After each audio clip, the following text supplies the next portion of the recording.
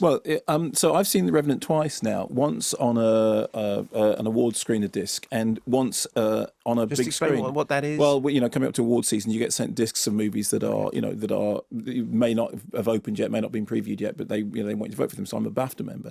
And then again in the cinema, and I have to tell you, it is a very different experience in the cinema. The first time round, I thought it was okay, but I wasn't overwhelmed by it. Second time round, I thought, oh, fine, now I understand it, because it certainly is something that needs to be seen on a big screen, because Chivo Emanuele Lubezki, the cinematographer, has achieved something which is quite profound and sort of muscular.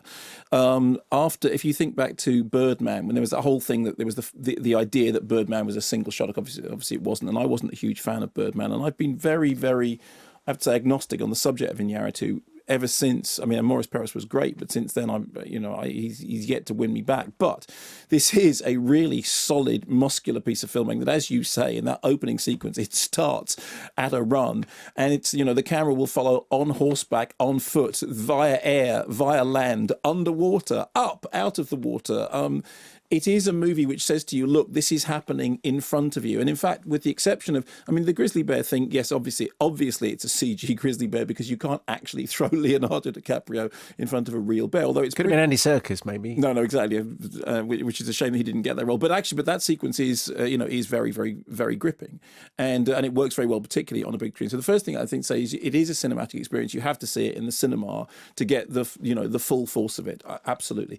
Second thing is it has a kind of Mondo Herzog quality, which is that you do get the sense that, it's no surprise that this is the year that Leonardo DiCaprio is going to win the Oscar for Best Actor. And one of the reasons is that Oscar voters really like to see actors suffer.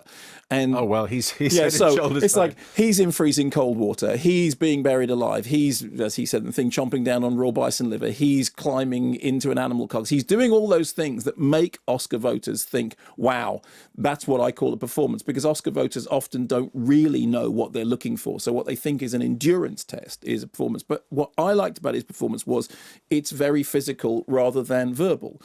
It's a matter of telling a story through physicality, through the body, through the face, rather than telling it through... it is interesting if you compare this to The Hateful Eight, both cold movies, although frankly The Hateful Eight looks like Summer Holiday in comparison with... Didn't you feel the chill was really getting into your bones? Didn't you actually start to feel cold whilst watching The Revenant? You know how we talk about the word immersive quite a lot? Oh, yeah. If ever a movie proved that 3D is not necessary to make an immersive movie, go watch this, because you will feel as though you've gone through pretty much all absolutely, this. Absolutely. Now, I have reservations. I think some of the stuff going off into sort of spiritual reveries about the mother of his son, who sort of appears in a kind of offering...